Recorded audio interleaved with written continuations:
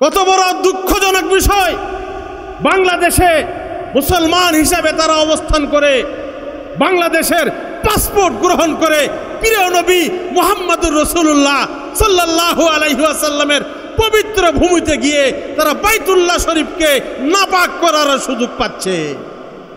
আমরা কাদিয়ানীদেরকে এই সুযোগ দিতে পারি না।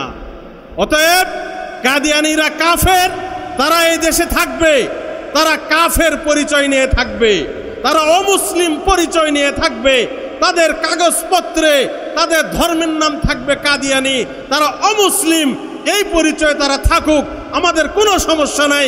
কিন্তু বাংলাদেশে থেকে মুসলমান পরিচয় গ্রহণ করে মুসলমানদের ভিতরে ঢুকে মুসলমানদের ঈমান হরণের যে প্রচেষ্টা তারা চালিয়ে যাচ্ছে, আমরা উলামায়ে কেরাম এবং তৌহিদি জনতা এটা হতে দেব না, দেব না, দেব না।